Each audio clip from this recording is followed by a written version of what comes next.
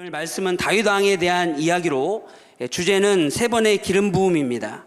여러분, 기름 부음은 히브리어로 마샤라에서 나온 말인데 우리 한번 화면을 한번 보시기 바랍니다.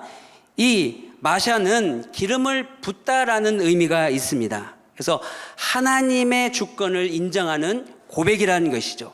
내게 기름을 부으신 이가 누구다? 하나님이시다. 그래서 모든 주권은 하나님으로부터 온다. 그 주권이 하나님께 있다라는 고백이라는 것이죠. 여러분, 모든 주권은 하나님께 있는 줄 믿습니다. 우리 교회 주권도 하나님의 그 주권 아래에 있음을 여러분 꼭 믿으시기를 축복을 드립니다. 그래서 여러분, 이 하나님의 주권이 이 하나님께 있다라고 고백하는 것이 바로 기름 부음의 의미라는 것이죠. 여러분, 구약 시대에는 이 기름 부음을 누구에게 부었습니까? 제사장이나 왕이나 선지자들에게 기름을 부어서 하나님이 내가 세운 사람이다라는 것을 나타내었다라는 것이죠. 특별히 여러분, 사울 왕과 다윗도 하나님으로부터 부음을 받게 되었는데 사울 왕과 다윗에게는 결정적인 차이가 있다라는 것입니다. 유다 지파 왕이 된 다윗은 사울 왕과 달리 그 왕이 되는 과정이 달랐는데, 여러분, 사울 왕은 어떻게 왕이 되었습니까? 제비를 뽑게 되고 또 암몬 족속이 야베스를 쳐들어왔을 때 어떻게 합니까? 그 군대를 쉽게 이기면서 왕위에 등극하게 되었다라는 것이죠. 그런데 반면 두 번째 왕이 된 다윗은 아주 강력한 검증의 시간을 겪게 되었고, 오랜 시간 고난과 핍박을 통하여서 여러분, 검증이 끝난 이후에, 그 과정을 통과한 이후에 하나님으로부터 백성들의 마음을 얻게 되어서 세워진 왕이 되었다는 것입니다. 여러분, 다윗 왕은요, 사무엘에게 첫 번째 기름을 받았을 때 그 기름 부음을 받은 이후에 더 큰 무엇이 왔을까요? 축복이 왔을까요? 고난이 왔다라는 것입니다. 골리앗과 맞서 싸워서 여러분 나라를 위기 가운데서 구해냈는데, 그럼에도 불구하고 이스라엘의 왕이 되기는커녕 장인인 사울 왕의 견제를 받아서 도망하는 신세가 되었고, 유다 광야에서 모압에서 다시 이스라엘 땅으로 숨어 여러분 지내면서 사울 왕과 3,000명의 토벌대를 피해 다녀야 했다는 것입니다. 그 도피 여정의 마지막에는 목숨을 부지하기 위해서 적국인 블레셋의 나라에서 미친 척하면서 여러분 생명을 보존하기 위하여 그런 비굴한 모습까지 보여야 했다는 것입니다. 그러니 여러분, 기름 부음을 받을 때 여러분 기름 부음을 받으시겠습니까? 이런 상황임에도 여러분 기름 부음을 받겠습니까? 다윗은 이렇게 철저한 검증을 거치고 사울이 그 세 아들과 함께 전사한 이후에 남쪽 헤브론에서 유다 지파의 왕이 되었다는 것이죠. 반면에 북이스라엘은 사울 왕의 사촌인 군사령관 아브네일이 사울 왕을 그 아들을 이스보셋을 왕으로 세우고 수도를 여러분 기브아에서 북쪽 마하나임으로 옮기게 됨으로써 어떻게 되는 겁니까? 한 민족이 두 왕국의 시대가 되었다는 것이죠. 다윗은 남유다 왕이 되어서 7년 6개월 동안 북이스라엘과 대치하는 상태가 있었는데, 여러분, 남쪽 유다는 몇 개의 지파로 이루어졌습니까? 한 개의 지파였고, 북쪽은 어떻습니까? 11지파였다라는 거예요.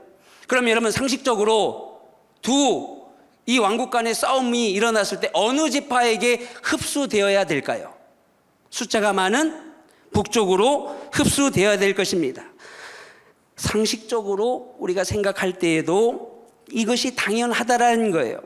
왜냐하면 여러분, 국방력, 경제력 모든 조건이 11대 1로 북쪽이 우세했다라는 거예요. 그런데 놀랍게도 다윗에게 속한 이 유다 지파 아래로 들어오게 되었다라는 것입니다. 여러분, 어떻게 이런 일이 가능하게 되었을까요? 그 이유는 바로 하나님의 인도하심 때문이라는 것이죠. 다윗의 탁월한 리더십과 함께 하나님의 인도하심이 있었다라는 거예요. 사랑하는 성도님 여러분, 여러분 가정과 여러분 삶에 하나님의 인도하심이 있을 수 있기를 간절히 축복을 드립니다.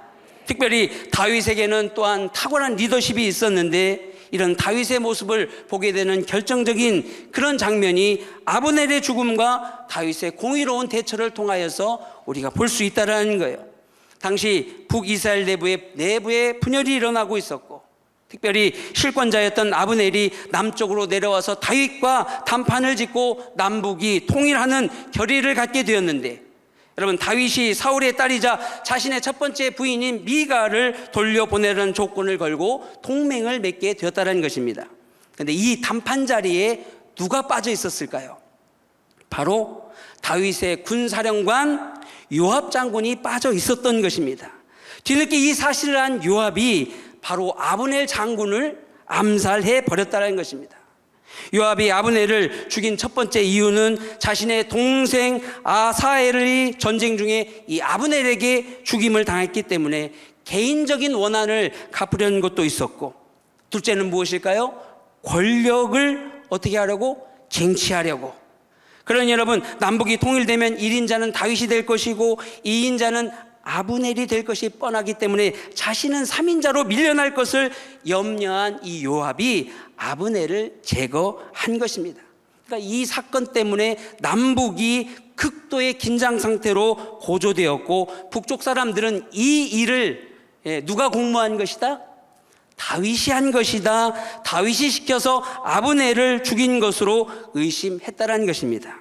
전쟁이 일어날 수 있는 일촉즉발의 위기에서 다윗의 모습이 어떠했는가? 다윗은 대성통곡하면서 애가를 부르고 금식하고 상주의 마음으로 나아가게 되었다는 것입니다.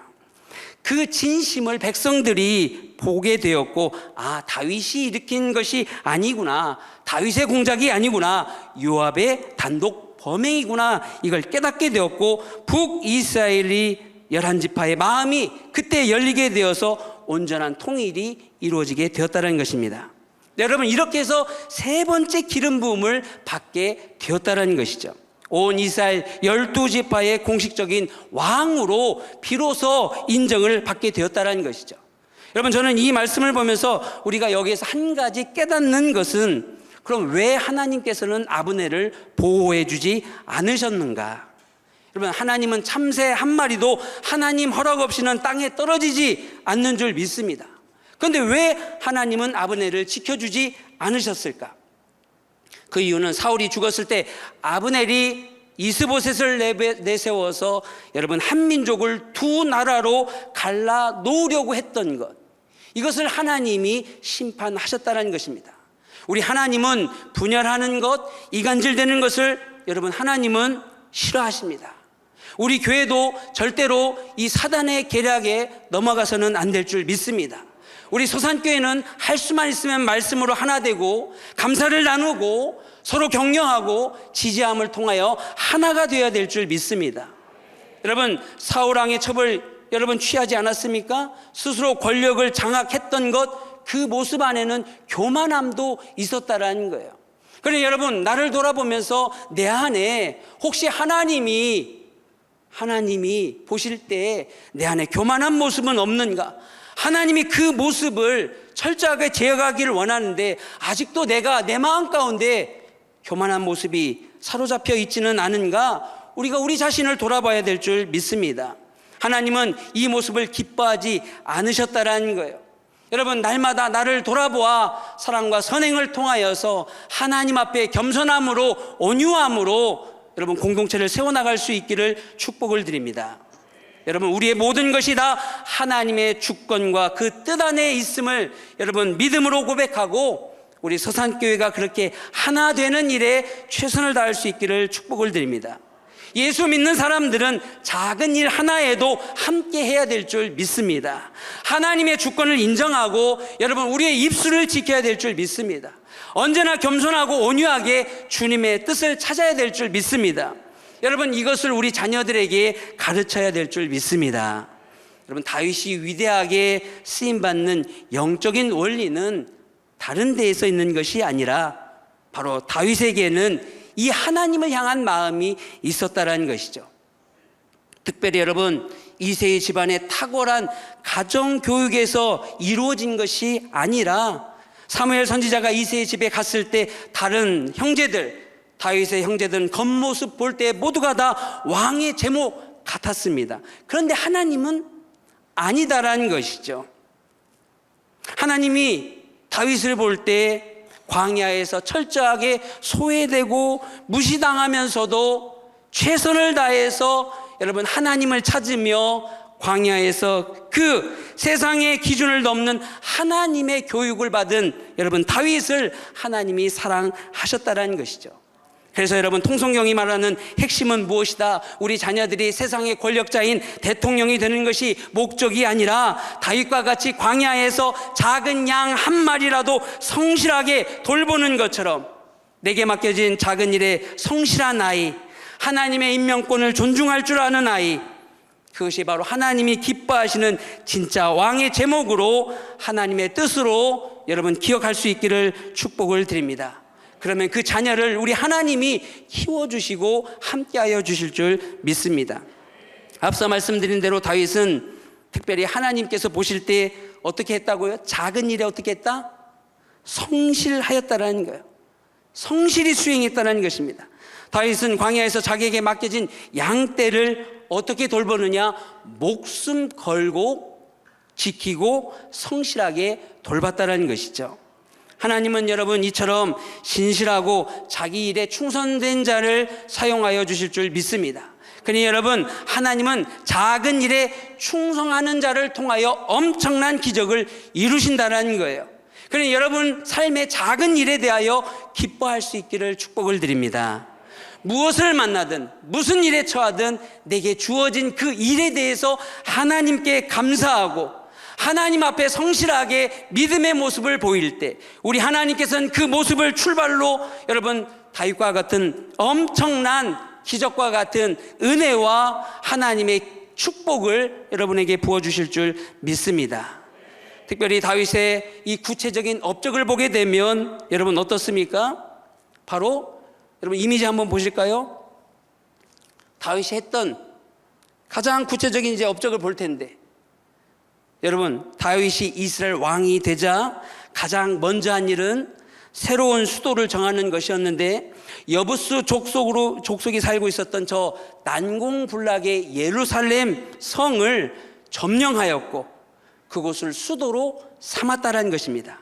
그러니 아브라함 이후에 1000년 만에 다윗을 통하여 하나님의 약속이 성취되었다라는 거예요. 그리고 그 예루살렘을 통하여서 또다시 1000년 후에 누가?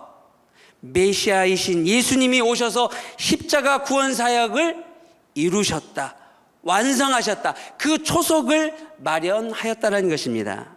여러분 다윗은 이처럼 왕이지만 권력을 사유하지 않았습니다. 사울 왕은 자기 마음대로 권력을 휘둘렀지만 다윗은 모든 백성에게 정의와 공의를 행했다라는 거예요. 자, 이미지를 이제 치워주시고 자신을 그토록 괴롭혔던 사울의 베냐민 지파까지도 끌어안으면서 제사장 나라 법에 따라서 인재를 골고루 등용하고 공평하게 다스렸다는 것입니다. 여러분 그리고 다윗이 한 그 업적 중에 또 무엇이 있을까요? 법궤를 어떻게 합니까? 예루살렘 성으로 모셔오고자 했다라는 것입니다. 그러니까 다윗은 하나님을 정말 사랑한 왕이었다라는 거예요. 처음에 3만 명의 사람들을 모으고 화려한 축제를 열며 열정적으로 진행했습니다. 그런데 문제가 있는데 새 수레의 법궤를 실어 오는 중에 소들이 뛰자 그 법궤를 여러분 우사가 붙잡았고 그 자리에서 즉사하는 비극이 일어나게 되었습니다. 축제가 무엇으로 바뀐 겁니까? 두려움으로 바뀌고 여러분 그 법궤가 다윗성으로 들어간 것이 아니라 오벳 에돔의 집으로 들어가게 되었다는 것입니다. 그리고 석 달 동안 법궤가 오벳 에돔의 집에 있을 때 그 집에 머물렀을 때 어떤 일이 일어납니까? 오벳 에돔의 집에 그 집의 모든 소유에 어떤 일이 일어났다? 축복이 일어나게 되었다. 하나님의 은혜가 임하게 되었다. 그러니 여러분 다윗이 이것을 깊이 묵상하면서 무엇이 잘못되었는지를 깨닫게 되었고 자신의 열정과 정성은 가득했지만 하나님의 방법을 따르지 않으면 어떤 일이 일어나는지를 알게 되었다는 것입니다. 그래서 하나님의 법을 따르는 것이 너무나 중요하다는 것을 알게 되었고, 법궤는 수레에 실어오는 것이 아니라 여러분 고아 자손들의 어깨에 메어서 법궤를 메우게 오는 것이고, 그래서 다윗은 그렇게 하면서 6걸음을 걸을 때마다 제사를 드리고 기쁨으로 춤을 추며 예루살렘으로 법궤를 모셔왔다라는 것입니다. 여러분, 다윗은 실수가 있었지만 그럼에도 불구하고 자기 열심보다 하나님의 방법, 하나님의 뜻, 하나님의 법이 더 중요하다는 것을 그의 몸으로 보여주었다라는 것입니다. 그래서 시내산에서 만들어진 이 언약궤가 500년 만에 예루살렘 그 성에 자리 잡게 되었고, 예루살렘은 1000년 후에 메시아이신 예수님이 오실 장소가 되었다라는 것입니다.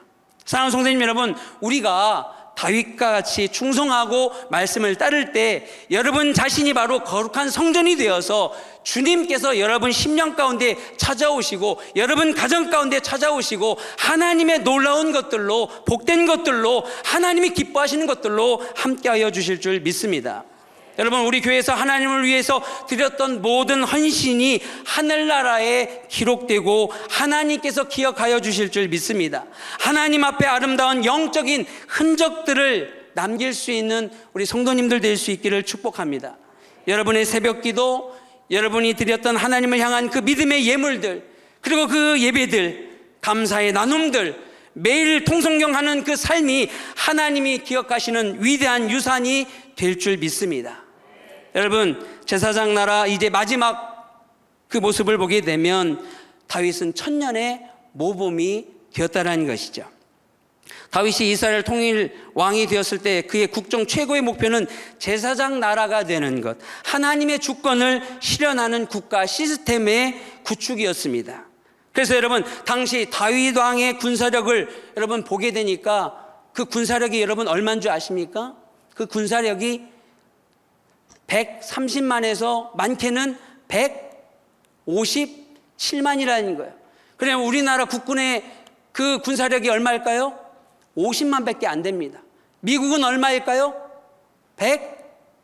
130만 정도라고 이야기합니다. 근데 다윗은 훨씬 더 강한 군대를 가지고 있음에도 불구하고, 여러분, 알렉산더 대왕이 정예병 5만으로 헬라 제국을 건설했어도 여러분 충분했는데 다윗은 그러지 아니했다라는 거예요. 다윗은 군사력으로 세계를 짓밟는 제국을 만들 수 있음에도 불구하고 그렇게 하지 아니하고, 나는 왕이지만 진짜 왕은 하나님이시다. 할렐루야. 하나님이 우리의 진짜 왕이시다. 나는 그분의 종일 뿐이다. 여러분, 제국이 아닌 하나님 성전, 제사장 나라를 짓기를 갈망했다라는 것입니다.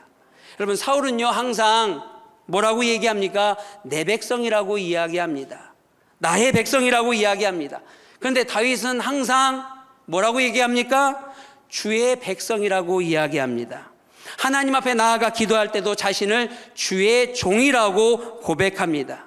그래서 하나님은 이 모습을 보시고 기뻐하셨다라는 것이죠. 여러분, 우리에게도 이 마음이 있어야 될 줄 믿습니다. 나에게는 공로가 없다라는 거예요. 우리 서산교회에 나의 공로는 없고 오직 주님의 은혜뿐이다. 내가 이곳에 온 것이 주님의 은혜이다.